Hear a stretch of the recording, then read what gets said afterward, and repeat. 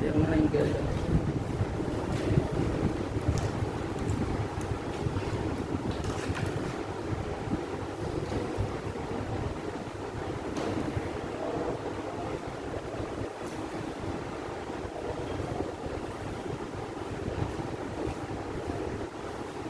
देखो बच्चों, दक्षिण भारत के इतिहास के संदर्भ में लगभग पढ़ा चुके हैं। संगम काल हो गया, चेर हो गए, चोर हो गए, पल्लव हो गए, राष्ट्रकूट हो गए। ठीक है ना? इतना आपने इतिहास पढ़ा दिया। अब सर दक्षिण का एक राजवंश बचा है, वह राजवंश कौन सा है? चालु। ठीक है ना? एक तो ये बचा है। राजपूत काल में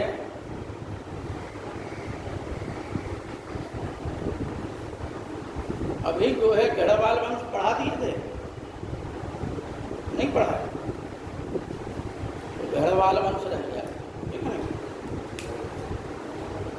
देखिए, चंदेल पढ़ा दिया था, चौहान पढ़ा दिया था राजपूत काल में। तो आज जो टॉपिक रह गए हैं उनको पढ़ाना है। चंदेल, चौहान, इतिहास और पाल वंश, सैन वंश, इतना हमने आपको पढ़ाया। हाँ, कश्मीर का भी पढ़ा दिया। ठीक नहीं? अब बचा क्या है? अब बचा आपका जो महत्वपूर्ण है, जो परीक्षा में आता है, एक कल्चुरी वंश बचा है जो मध्य प्रदेश में स्थित था। लेकिन जिसने उस समय भारत की राजनीति में बड़ा महत्वपूर्ण योगदान दिया। ईसीएस की परीक्षा में ज़्यादातर प्रश्न आता है कि मध्यकाल में, मतलब पूर्व मध्यकाल, मध्यकाल से पहले वह कौन सा शासक था जिसने भारत में जब स्वर्ण सिक्के समाप्त हो गए थे, चलते नहीं थे, सब हम स्वर्ण सिक्के चलाए, वो था कौन? कल्चुरी नरेश गांगेय। ठीक है ना? तो यहाँ से प्रश्न आता है, यह मध्य प्रदेश में था। कल्चुरी एक त्रिपुरी राजधानी थी। त्रिपुरी, आपने नाम सुना होगा त्रिपुरी का, नाम सुना है त्रिपुरी का?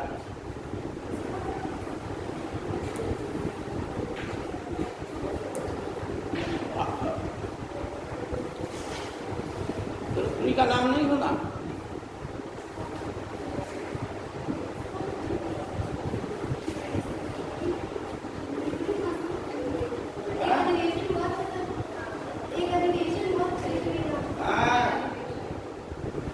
देखो, ये जो तरीका है, तुम सिलेक्शन लो भी, हमारे मतलब हम धर्म दिखा रहे हैं, एक आध साल में अगर ऊपरवारी कृपा रही तो सिलेक्शन होगा। ठीक है? क्योंकि अब पूछ रहे नहीं बता पा रहा है, इसका मतलब पढ़ने के बाद नहीं बता पा रहा। त्रिपुरी में हरिपुरा और त्रिपुरी में सुभाष चंद्र बोस अध्यक्ष बने थे। 1938 में हरिपुरा में अधिवेशन हुआ था, 1939 त्रिपुरी में अधिवेशन हुआ। त्रिपुरी के अधिवेशन में संकट उत्पन्न हो गया। गांधी जी ने अपना उम्मीदवार खड़ा कर दिया, इसको पट्टाभी सीतारामैया, और इसके बावजूद भी जब सुभाष चंद्र बोस जीत गए तो गांधी बोले कि पट्टाभी सीतारामैया की हार मेरी हार है। ठीक है ना? और फिर गांधी जी ने अंदर अंदर षड्यंत्र किया। सुभाष चंद्र बोस को कांग्रेस से बाहर अध्यक्ष पद छोड़ना पड़ा, फिर षड्यंत्र करके फिर कांग्रेस ही से बाहर किया गया।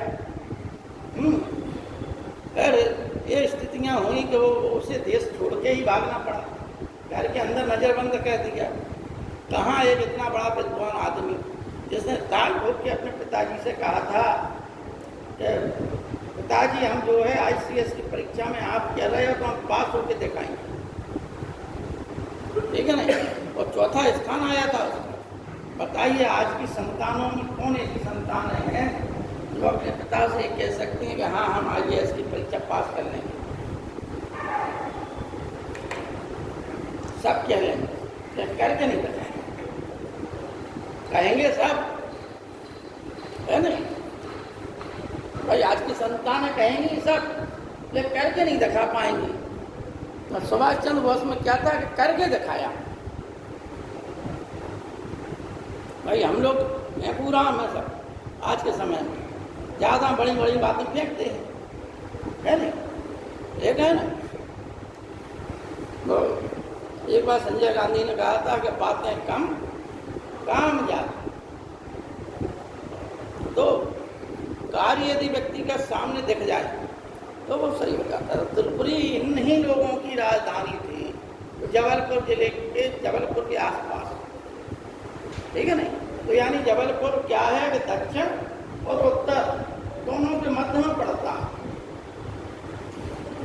जबलपुर से ही होकर दक्षिण का मार्ग जाता है, ठीक है नहीं? इस प्रकार से कलचुरियों का ये था।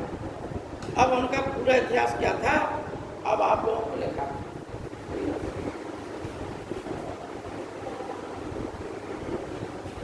तो नहीं आया आप लोग। तो ये किताब जो है मुद्राओं पे आधार है, ठीक है नहीं? ऐसी किताब पढ़िए और इसमें पूरा मुद्रा से संबंधित दिया गया है। जैसे मान लो आप लोग पढ़ना है, डिटेल में जानकारी लेना है, जैसे ये है किताब है। अगर आपका क्वेश्चन कहीं किसी ऐसी परीक्षा में गलत हो जाता है तो आपकी SK अग्रवाल और एस के पांडे किताबों से आगे प्रूफ नहीं माने जाएंगे। वो कायदे हैं, ये है किताब, इनके प्रूफ माने जाते।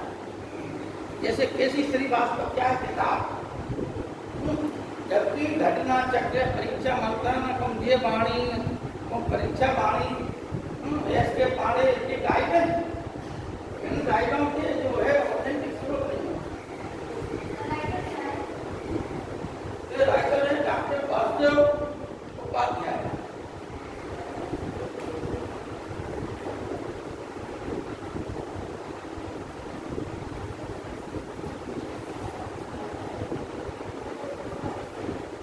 पहले आप लोग लिख लीजिए कलचुरी चेती राजवंश।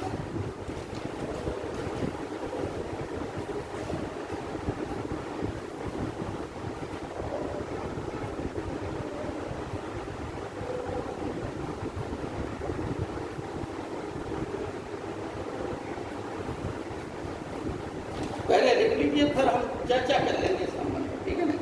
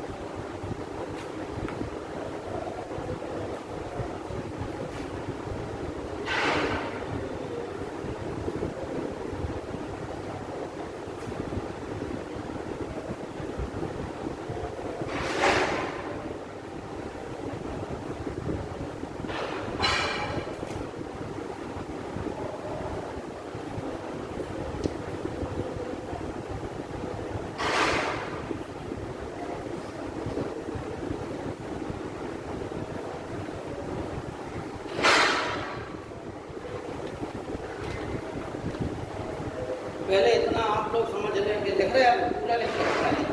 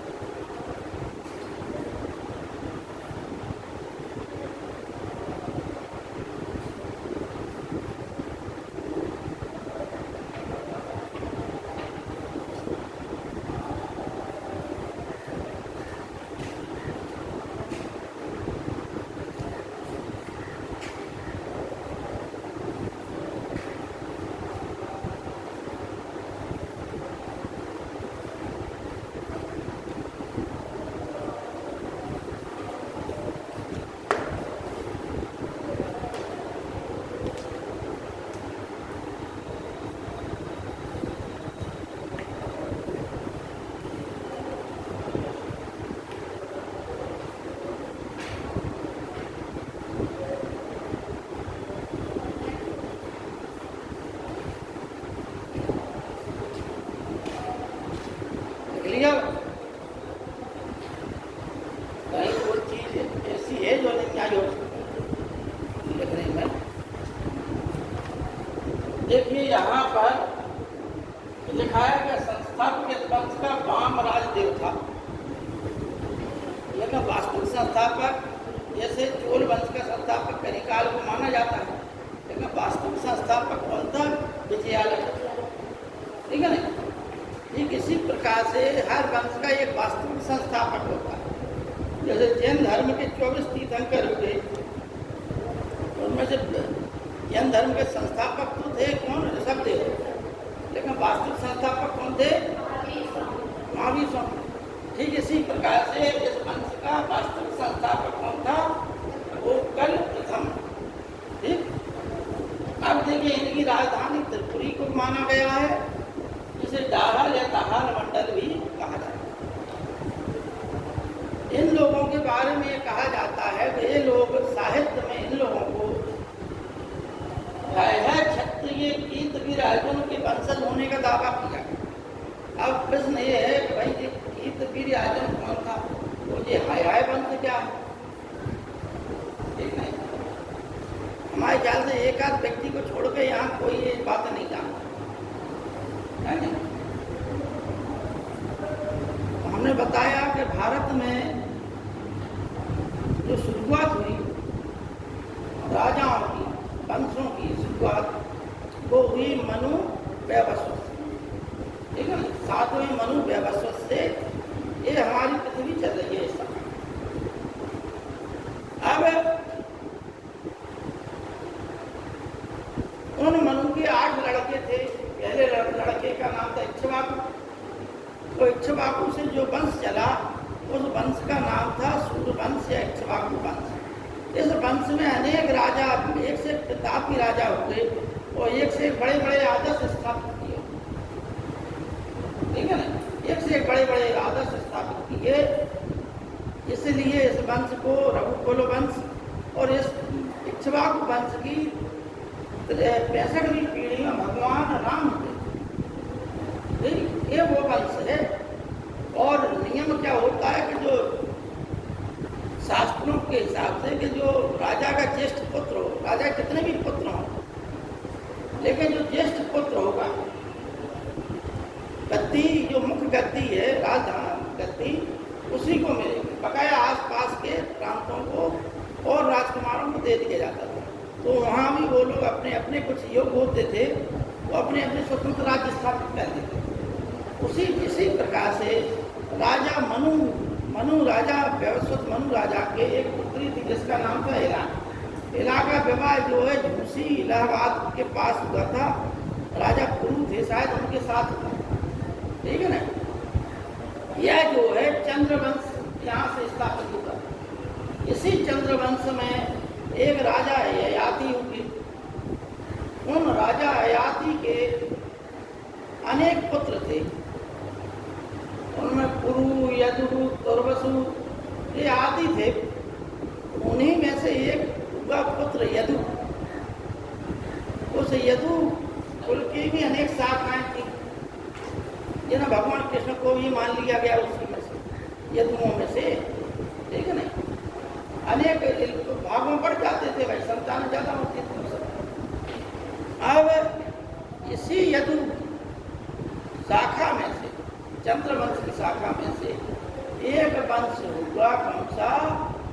हाय एक ये चंद्रवंशी। अब ये हमने वंश का परिचय आप लोगों को बता दिया। अब आइए वंश का, आप लोग समझ गए होंगे इस वंश का क्या तारतम्य था। ठीक है नहीं? अब आइए राजा का परिचय। तो आप लोगों को परशुराम जी की सबको नाम मालूम होगा, हर व्यक्ति जानता होगा कि विष्णु के छठे अवतार परशुराम की जय जयकार। ठीक है नहीं? तो परशुराम ही छठे अवतार माने जाते हैं विष्णु भगवान के। विष्णु भगवान के नाम के विष्णु भगवान परशुराम के पिता का नाम था जमदग्नि। ठीक है नहीं?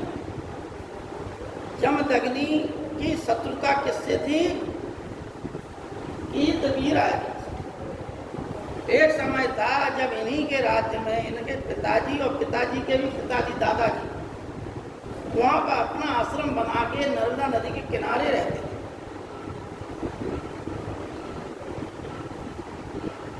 बच्चों को शिक्षा दीक्षा देते थे। आश्रम तक तमाम चेला चपाटे थे और भी विद्या इधर उधर के विद्यार्थी आते थे। अच्छा, यह बात जो है कीतवीराजुन को, चूंकि एक इनके पास जो कामधेनु गाय थी, उस गाय की एक बछिया थी जिसका नाम था नंदिनी। वह नंदिनी गाय इनके पास थी, इनके परिवार के पास थी। तो कीतवीराजुन ने वो गाय लेने का इनसे प्रयास किया, तो इन्होंने नहीं दिया। तो इनको जो है राजा सताने लगा। उसके भी बहुत लड़के थे और शक्तिशाली राजा था। तो उन्होंने वहाँ से छोड़कर कन्नौज के पास अपना आश्रम बनाया, ठीक है ना। लेकिन फिर भी वह राजा इन्हें सताता रहा और अंत ये हुआ कि कीतवीराजुन के आक्रमण से जमदग्नि मारे गए। कीतवीराजुन के आक्रमण से उनके भाई मारे गए परशुराम जी के। तब परशुराम जी चूंकि पितृभक्त ज़्यादा थे, जब उन्हें देखा कि भाई ये तो बड़ा अनाथ हो गया, कई बार उसे चेताया कीतवीराजुन को, परशुराम जी। और परशुराम जी को शिक्षा जो है भगवान शंकर जी ने दी थी। तो फिर भाई लड़ाई हुई और देखिए एक आदमी ने करीब करीब 36 बार इनके वंश को नष्ट किया, ठीक है नहीं। लेकिन इतिहास में ये पढ़ा जाता है कि इतिहास में ये पढ़ा जाता है कि कीतवीराजुन जो था वह बहुत प्रतापी था। एक बार उसने रावण को भी बांध के अपने उसमें डाल दिया था, जेल खाने, ठीक है नहीं।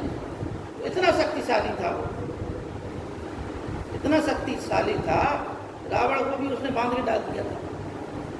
तो इसी श्रृंखला में परशुराम जी ने 36 बार उनका वध किया। इसलिए इस वंश को जो है, इसलिए इस वंश को क्या कहा जाता है, इस वंश को जो है चंद्रमा से उत्पन्न कहा जाता है। और इनके जो है अत्रि वंशज थे, इसलिए अत्रि वंशज इनको माना गया। किसको? इनके अभिलेखों, यानी पत्थर के जो अभिलेख थे उन अभिलेखों में इनको क्या माना गया? अत्रि वंश, अत्रि ऋषि के वंशज थे ये लोग, ठीक है नहीं। तो इतना आप लोग समझ गए, अभिलेखों में इन्हें जो है चंद्रमा के वंशज माना गया, चंद्रमा से उत्पन्न अत्रि ऋषि के वंशज माना। वैसे इन्हें क्या कहा गया? वैसे इन्हें कीतवीराजुन का वंशज भी बताया, ठीक। तो ये तथ्य इनके दो हो गए, किससे संबंधित? इनकी उत्पत्ति से संबंधित। अब आगे देखिए, इनका पहला जो शासक था वह शासक था कोकल प्रथम, जिसे हम वास्तविक शासक कहते हैं, जिसने इस वंश की स्थापना की थी। अच्छा, एक तथ्य और है कि इस वंश के शासक एक उपाधि धारण करते थे। इस उपाधि का नाम था क्या? कालिंजर पुरवाधीश्वर, ठीक। और ज़्यादातर शासकों ने त्रि का, ये क्या नाम, कौन सी उपाधि? त्रिकलिंगाधिपति, यह उपाधि धारण की, त्रिकलिंगाधिपति की उपाधि धारण, ठीक। यह उपाधि धारण करने वाले यह प्रमुख थे। फिर खाली इसी उपाधि को धारण करने वाला एक शासक और हुआ, उसका नाम था राजा धन्य। क्या नाम था? राजा धन्य, महाराजाधिराज धन्य, महाराजाधिराज की उपाधि धारण करने वाला चंदेल वंश का, ठीक है। तो कोकल ने अपनी कैसे स्थिति मजबूत की? कोकल का विवाह जो है चंदेल राजकुमारी नंदा देवी से हुआ, ठीक है नहीं। तो चंदेल उस समय, हालांकि चंदेल भी अपनी स्थिति के लिए कुलबुला रहे थे, चंदेल शक्तिशाली नहीं थे उस समय, ठीक है नहीं। छोटी स्थिति में थे। राजा धन्य से पहले के पूर्वजों से संबंध है, यानी राजा हर्षदेव थे, उनकी पुत्री का नाम था नट्टा देवी, ठीक है नहीं, उससे विवाह हुआ था। ये भी इन्होंने भी अपनी सामंत की स्थिति से कुछ स्थिति मजबूत पकड़ी थी। इनका कुकल प्रथम की पुत्री का विवाह राष्ट्रकूट कृष्ण द्वितीय से हुआ था, जिसकी एक उपाधि अमोघ बस थी। कृष्ण द्वितीय से विवाह हुआ था। अब कुकल प्रथम के पश्चात एक कमजोर शासक हुआ जिसका नाम था शंकरगढ़। शंकरगढ़ के पश्चात एक शक्तिशाली शासक हुआ जिसका नाम था युवराज। युवराज के समय ही आप लोगों को हम पढ़ा चुके गोजर प्रतिहार वंश में प्रतिहार शासक महेंद्र, हाँ ठीक, और महिपाल, ठीक, इन दोनों के शासन काल में राजशेखर रहते, ठीक है नहीं। राजशेखर एक जैनी थे और बहुत बड़े क्या है विद्वान थे, जैन धर्म को मानने वाले थे। लेकिन वह जो है महिपाल के शासन काल में कन्नौज को छोड़ाए और युवराज के शासन काल में, युवराज के शासन काल में क्या किया, आ गए इनके दरबार में आ गए, ठीक। यहीं पर रहते हुए उसने 2 किताबें लिखी। कौन कौन सी? काव्य मीमांसा और विद्यासार भंजिका, ठीक है नहीं। काव्य मीमांसा और विद्यासार भंजिका नामक 2 पुस्तकों लिखी इसने, राजशेखर ने, ठीक है। विद्यासार भंजिका राष्ट्रकूट शासकों पर विजय जब इसने युवराज ने की थी, उस उपलक्ष्य में उस विजय का वर्णन उसमें किया। विद्यासार भंजिका राष्ट्रकूटों पर जब युवराज ने विजय की थी तब इस चीज का उल्लेख इसमें विद्यासार भंजिका में किया गया। राजशेखर ने अपनी इन्हीं किताबों में युवराज को क्या कहा गया, उज्जैनी भुजंग और त्रिकलिंगाधिपति, यह जो है मतलब जो उपाधियां थी इसकी, क्या उज्जैनी भुजंग। अब परीक्षा में आ जाएगा कि उज्जैनी भुजंग किसकी उपाधि थी, युवराज की, ठीक। इस काल में आप लोग समझ रहे होंगे कि जो हमारा पढ़ाने का जो तरीका है, जिन चीज़ों पर हम फोकस कर रहे हैं बिल्कुल वही क्वेश्चन आते हैं। क्या क्या इस काल में देखिए, एक जो हुए आपको हम बताएं, एक दरबारी लेखक थे, उनका नाम था क्या, श्रीहर्ष, ठीक। और एक दरबारी लेखक थे श्रीपाल, ठीक। अब श्रीहर्ष और श्रीपाल किन किन के दरबारी कवि थे, बहुत बड़े विद्वान हुए। श्रीहर्ष तो बहुत बड़े विद्वान हुए भारत में, ठीक है। तो इस कालखंड में राजपूत काल में भारत में बहुत से विद्वान हुए और वो कहीं ना कहीं से राजाओं के संरक्षण में, और जो कुछ ऐसे विद्वान हुए जो राजाओं के प्रशस्ति लिखते थे, यानी राजाओं की प्रशंसा में ही लिखते रहते थे। अब उसका कारण क्या था कि राजाओं के पास शक्ति रहती थी, ठीक है नहीं। जय जगदीश्वर, हे परमेश्वर, हे राजाधिराज, इस प्रकार की उपाधियां दी जाती थी। तो ऐसे कवियों को जो है चारण कवि कहा जाता है। जैसे मान लो चंद्र बरदाई है, चंद्र बरदाई को क्या है, ये लोग चारण कवि थे जो राजाओं की वो क्या करते थे, प्रशंसा करते थे, ठीक है नहीं। तो अब जो है चंदेल यशो बर्मन से जो है पराजित हुआ था। कौन? युवराज। युवराज जो है चंदेल शासक से पराजित हुआ था। नोहला देवी चालुक्य राजकुमारी से इसका विवाह हुआ था, ठीक है। जो राजकुमारी थी इनका नाम था नोहला देवी, ये चालुक्य राजकुमारी थी, इनसे इसका विवाह हुआ था, ठीक। तो देखो तुम लोगों को एक चीज और बता दें कि जब ये राजनीतिक विवाह का मतलब है कि एक राजा दूसरे राजाओं का संबंधी हो जाता है, और फिर उस राज्य से उस राजा को खतरा नहीं है, ठीक है ना? उस राज्य से राजा को खतरा नहीं रहेगा, और जब खतरा नहीं रहेगा तो फिर वो अन्य राज्यों की ओर ध्यान देगा। कैसे कम है पता नहीं, बीच में इन लोगों के सेमेस्टर मतलब स्नातक वाले तो सेमेस्टर की परीक्षा इन लोगों की हो रही